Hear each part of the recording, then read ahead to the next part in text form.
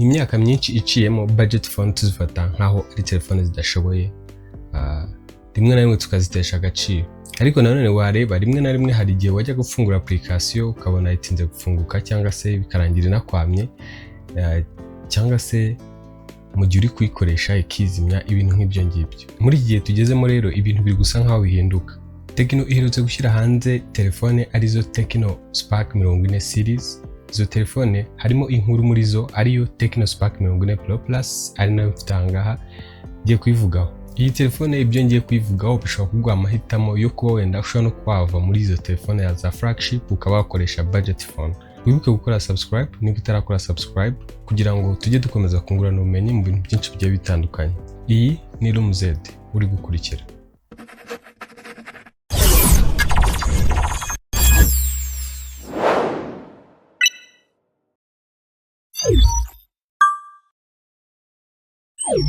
Reka duhere kuri body. Iki kirahure cy'inyuma gikoze muri plastic, hanyuma icy'imbere kikaba gikoze muri Gorilla Glass 7i. Iyi telefone kandi ifite umubyimba muto cyane ushoboka ku buryo itagorana kuyitwara cyangwa se kuba wayishyira ahandi hantu ahariho hose hakoroheye. Ikaba kandi ipima grama 160, bivuze ko ushobora no kwishyira mu mufuka w'ishati ukagenda nta kibazo ufite.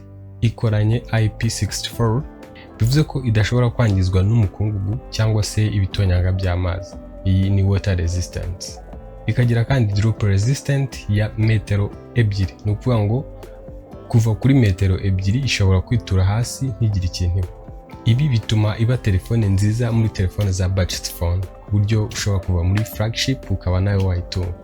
Iyi telefone kuri RAM yayo ya GB8 zikaba 16 iri extended, ikaba iraninga high OS. Ntibibuza kuba nziza cyane kubera yuko ifite uburyo nakwita nka user interface bugufasha kuba wahindagura amabara muri telefone yawe uko ubishaka, igihe uhindura ama wallpaper, ama font, uburyo ushaka gukoresha amabara ari muri telefone yawe, uburyo bwari bwose wumva ushaka gukoreshamo. Launcher, ndavuga ngo launcher ifite uburyo bwinshi bushobora kukuryohera mu gihe uri kubukoresha, bitewe nuko iguha ubushobozi bwo kuba wayikoresha mu mabara menshi agiye atandukanye. Ibi bituma wenjoyinga igihe cyose ufite telefone yawe mu ntoki zawe mu mabara wumva ushaka yose. Ikindi kandi ino telefone ikoranye ibyo bita Dolby Atmos. Dolby Atmos ni ikoranabuhanga ry'umuziki cyangwa se ry'ama audio rya sound, rigufasha kumva sound mu bice byose bitandukanye.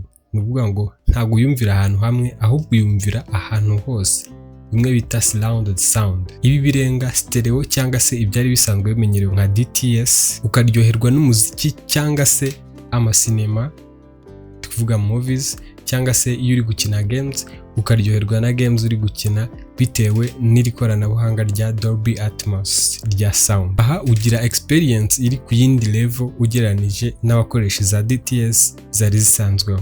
Iyi telefone kandi ikoranye AI.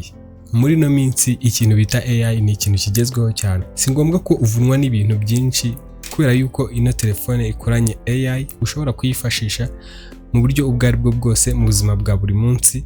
Hari kuyibaza kwigufasha ibintu ibyo ari byo byose mu buzima bwa buri munsi. AI ni ikintu kigezweho uyu munsi. Iyi AI yayo ikaba yarakozwe na Tecno, n'ubundi ikaba yitwa Tecno AI, amazina yayo yitwa Ella. Tugiye kuri display. Display y'iyi telefone ikoze muri AMOLED. Ubu ni ubwoko bwa display bugezweho bukunda no kwifashishwa mu matelefone ya flagship. Iyi display y'iyi telefone ifite inch 6.78, bimwe bita pouce nyine, santimetero kare 111.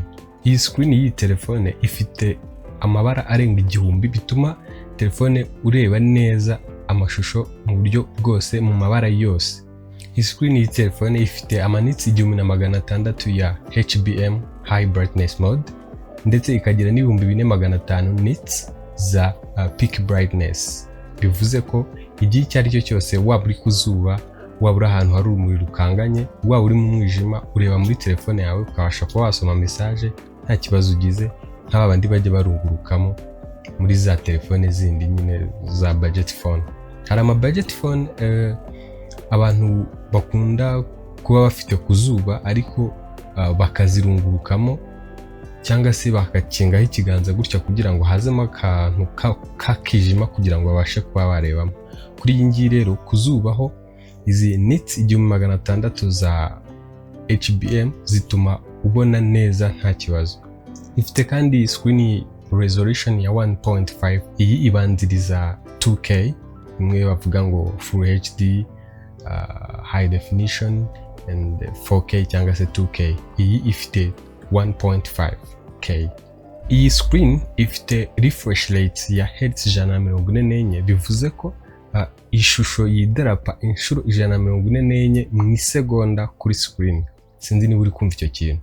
Bituma igihe uri gukina amagame cyangwa se uri kureba movies, amashusho aza agaragara neza nta kibazo, bikakuryohera ukenjoyinga nk'ibisanzwe. Tugiye kuri platform, iyi telefone yasohokanye Android ya 15, ikaba ifite major update zigera kuri 3.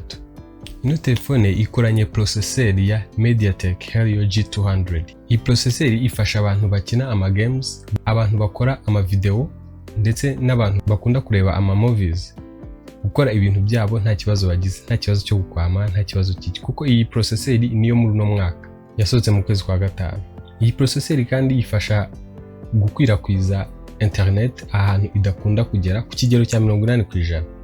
Iyi processor kandi yifashishwa mu gutunganya amafoto ndetse n'amavideo mu buryo bwa nyabwo gusa neza kugira ngo aze afite resolution iri ku rwego rwo hejuru. Iyi telefone ifite ububiko bwa gigabyte 256 biha ubushobozi bwo kuba yabika ibintu byinshi, amavideo, indirimbo ndetse n'ibindi bintu ukeneye kubika muri telefone nta kibazo ugize cyo kuba wakenera kugira ibindi bintu bika ku ruhande cyangwa se mu bundi buryo.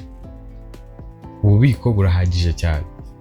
CPU yayo ni octa-core. Tujye kuri kamera. Main kamera yayo ifite megapixel 50, ikagira aperture ya 1.6.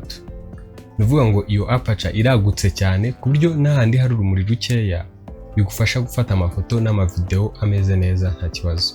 Ushobora gufata video ya Full HD kuri frame 30 ku isegonda. Ibi ni ibintu biri technique cyane, abantu bakunda gufata ibintu by'amavideo bo barabizi cyane. Ikagira kandi kamera y'imbere ifite megapixel 13 ya aperture ya 2.2. Iyo nayo iragutse, ishobora kugufasha gufata amavideo cyangwa se amafoto ahantu hari umwijima nta kibazo bikagenda neza. Battery. Iyi telefone ifite battery ya miliampere 5200, biguha ubushobozi bwo gukoresha battery yawe umunsi wose, gukoresha telefone yawe umunsi wose utagize ikibazo cyo kugendana amasharijeri cyangwa se ngo ugendana ama power bank aho ugeze hose ucomeka. Rimwe na rimwe hari igihe biba bidafite security gucomeka ahantu hariho hose. Ikoresha watt 45 iri gucharginga, bivuze ko mu minota 55 telefone yawe iba yuzuye neza nta kibazo. Hakaba ibindi bita wireless charging, ikoresha watt 30. Ni nyinshi, ni telefone nkeya zishobora gukoresha uburyo bwa wireless charging zifashishije watt 30 zose. Ikagira uburyo busa nk'ari bukeya butari bunini, ni watt 5 za wireless charging. Watt 5 ni nkeya nizo gucharginga nk'ama ekuteri cyangwa se tundi tuntu tworoheje dufite amabateri matoya. Ni uburyo bashyizemo bwa uterekaho akayekuteri kawe kagacharginga nta kibazo. Hanyuma ikagira ubundi bitwa reverse wired charging. Ubu ni uburyo ushobora kuyikoresha nka power bank. Ubu buryo rero bukoresha watt 10 zose. Nuvuga ngo ushobora gucomekaho telefone nta kibazo, bikaba byayirinda kuba yazima cyangwa se gucomekaho ibindi bikoresho wifuza gucharginga. Urumva battery yayo irahagije cyane kuba yacharginga izindi battery. Ubwo rero sinzi niba ukibaza kuba wavuga ngo iyi ni budget phone, ntushobora kuyitunga cyangwa se iki. Bitewe na specification z'iyi telefone ntabwo nkiyibara muri budget phone nkuko yagakwiye kubirimo. Yes, ni budget phone ariko specification zayo zirigaragaza nka telefone nziza rwose umuntu yagakwiye kuba natunga biramutse bikunze, cyane ko inagura amafaranga make. Iyi telefone iri munsi y'350 byonyine. So wibuke gukora subscribe kugira ngo dukomeze twungurana ubumenyi mu bintu byinshi bigiye bitandukanye. Wakoze kubana natwe, komeza kugira ibihe byiza.